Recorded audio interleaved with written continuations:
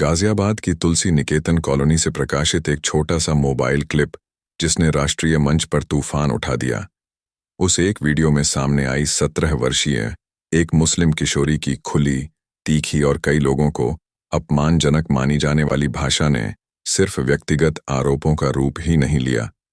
बल्कि राष्ट्रीय स्तर पर धार्मिक सामुदायिक संवेदनशीलता, सोशल मीडिया की शक्ति और कानून व्यवस्था की सीमा जैसे बड़े मुद्दों को जन्म दे दिया।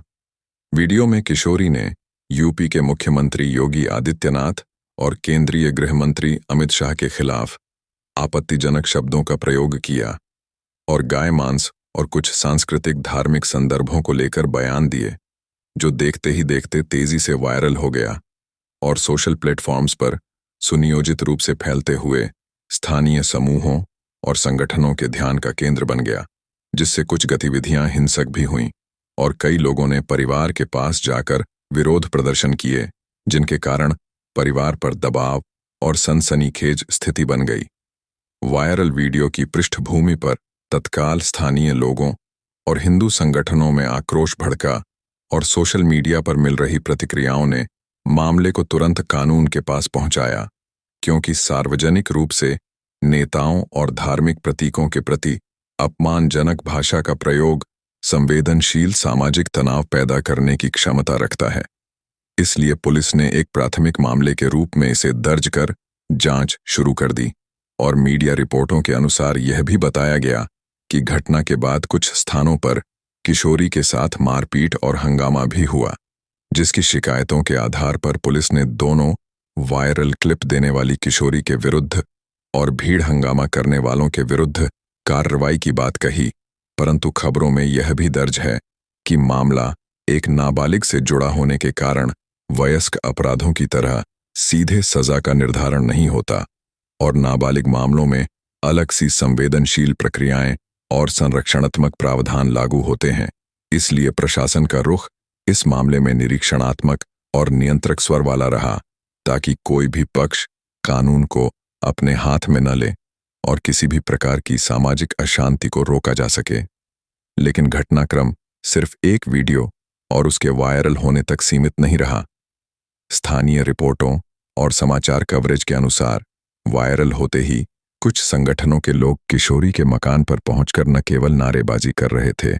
बल्कि प्रत्यक्ष तौर पर दबाव बनाते दिखे और कुछ जगहों पर मारपीट की घटनाएं भी सामने आईं, जिससे पुलिस को सक्रिय होकर घटनास्थल पर पहुंचकर स्थिति को शांत करना पड़ा। और वहीं दूसरी ओर सोशल प्लेटफॉर्म्स पर वीडियो को लेकर तीखी बहस चलने लगी। कई यूजर्स ने किशोरी की अभिव्यक्ति स्वतंत्रता का हवाला देते हुए सरकार और सोशल प्लेटफॉर्म्स पर प्रश्न उठाए, जबकि कुछ अन्य समूहों ने इसे भारी असम्मान और भड़काऊ व्यवहार मानते हुए तत्काल कार्रवाई की मांग की। मीडिया रिपोर्टों ने यह भी दर्शाया कि वायरल क्लिप की वास्तविक रिकॉर्डिंग स्थिति, किसने रिकॉर्ड किया और किन परिस्थितियों में बोले गए शब्दों का किसी ने प्रेरित या उकसाया था। इन बिंदुओं पर अब भी जांच जारी है और पुलिस द्वारा तथ्यों की पड़ताल की जा रही है, ताकि यह समझा जा सके कि क्या यह व्यक्तिगत गुस्सा था, कोई पुराना या एडिट किया हुआ क्लिप था, या कोई योजनाबद्ध तरीके से किसी विशेष एजेंडा के तहत फैलाया गया था। इसलिए घटना की पृष्ठभूमि, उसकी टाइमलाइन और क्लिप के स्रोत के बारे में अभी भी कई अनुत्तरित प्रश्न खुले हुए हैं। राजनीतिक प्रतिक्रिया की बात करें तो इस घटना पर तत्काल राष्ट्रीय स्तरीय अधिकारियों जैसे प्रधानमंत्री की ओर से कोई आधिकारिक व्यक्तिगत बयान मीडिया रिपोर्ट्स में दर्ज नहीं दिखा, जबकि राज्य स्थानीय नेताओं और विभिन्न संगठन प्रवक्ताओं ने अपनी अपनी राय जाहिर की। कुछ राजनैतिक और सामाजिक संगठनों ने किशोरी के व्यवहार और भाषा की निंदा करते हुए कड़ी सजा की मांग की, तो कुछ नागरिक समूह और अधिकारवादी संगठनों ने पुलिस से अनुरोध किया कि नाबालिग होने के कारण किशोरी के साथ संवेदनशील और कानूनी प्रक्रियाओं के मुताबिक व्यवहार किया जाए और भीड़ विजिलेंटिज्म पर रोक लगाई जाए। इस प्रकार मुद्दा तात्कालिक दंड मांग और दीर्घकालिक सामाजिक संवाद दोनों का विषय बन गया। प्रशासन की ओर से यही संदेश बार बार दोहराया गया कि कानून के बाहर किसी भी तरह की सजा देना या किसी भी व्यक्ति के साथ शोषण या हिंसा करना बर्दाश्त नहीं किया जाएगा तथा कानून हाथ में लेने वालों के विरुद्ध आवश्यक कार्रवाई की जाएगी। साथ ही यह ध्यान रखना जरूरी है कि नाबालिगों के मामलों में गोपनीयता और पुनर्वास संबंधी प्रावधान भी लागू हो सकते हैं, ताकि किसी भी तरह का गैर कानूनी उत्पीड़न न हो और लड़की का अस्तित्व भी सुरक्षित रहे। जहां तक यह प्रश्न है कि उस किशोरी को कितने दिन की सजा हुई या कौन सी सजा निश्चित की गई, मौजूदा प्रतिष्ठित रिपोर्ट्स और स्थानीय मीडिया कवरेज में इस बारे में कोई प्रामाणिक, अंतिम और पुष्टिकृत सूचना उपलब्ध नहीं मिली। समाचारों में बार बार यही संकेत मिलता है कि पुलिस ने नाबालिग होने के कारण अलग दृष्टिकोण अपनाया है और मामले की छानबीन जारी है, पर किसी भी तरह के आधिकारिक रिकॉर्डेड सजा निर्णय या अदालत द्वारा घोषित हर्जाना सजा के बारे में विश्वसनीय स्रोतों में रिपोर्ट नहीं है। अतः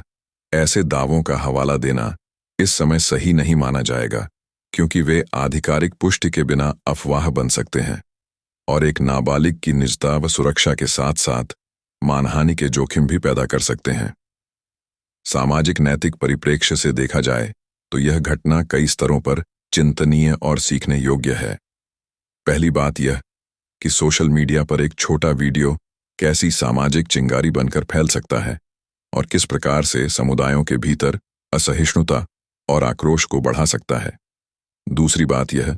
कि नाबालिगों की अभिव्यक्ति जब सार्वजनिक होती है तो उसके परिणाम अधिक गहरे और दीर्घकालिक हो सकते हैं। यह सिर्फ व्यक्तिगत शर्मिंदगी नहीं बल्कि परिवार, पड़ोस और समुदाय पर असर डालता है। तीसरी बात यह कि संवेदनशील धार्मिक और सांस्कृतिक मुद्दों पर अभिव्यक्ति की सीमाएं और दायरे किस प्रकार निर्धारित हों, यह एक लोकतांत्रिक समाज में निरंतर बहस का विषय बनता है, क्योंकि अभिव्यक्ति स्वतंत्रता और सामुदायिक सम्मान के बीच संतुलन खोजना आसान नहीं है। और चौथी बात यह कि किसी भी विवादित सामग्री के वायरल होते ही तथ्यों की निष्पक्ष और पेशेवर जांच अनिवार्य है, ताकि किसी भी तरह का पक्षपात, उकसावे या फर्जी खबरें वास्तविक लोगों की जिंदगियों को प्रभावित न कर सकें। उपरोक्त सब देखते हुए वर्तमान स्थिति में अधिकारियों ने मामले की जांच तेज कर दी है और मीडिया रिपोर्टों के अनुसार स्थानीय पुलिस तथा संबंधित एजेंसियां तथ्यों की तह तक जाने का दावा कर रही हैं। पर सही निष्कर्ष तभी आ पाएंगे जब जांच पूरी होकर अदालत या संबंधित प्राधिकरणों द्वारा आधिकारिक बयान जारी किया जाए। आखिरकार यह घटना सिर्फ एक फर्द विशेष की गलती या सामाजिक प्रतिक्रिया का नतीजा नहीं है, बल्कि डिजिटल युग में नागरिक जिम्मेदारी, प्लेटफॉर्म कानून, सामुदायिक सहिष्णुता और नाबालिगों के संरक्षण के जटिल प्रश्नों का सम्मिलित प्रतिबिंब है। और इसलिए इस मामले को सजा एवं प्रतिक्रिया के सरल प्रतिमानों में सीमित नहीं किया जा सकता, बल्कि यह समाज के उन तंत्रों के बारे में भी सवाल उठाता है जो संदेशों को तेजी से फैलाते हैं और जिस पर हमें मिलकर संवेदनशील, कानूनी और मानवीय दृष्टिकोण से काम करना होगा,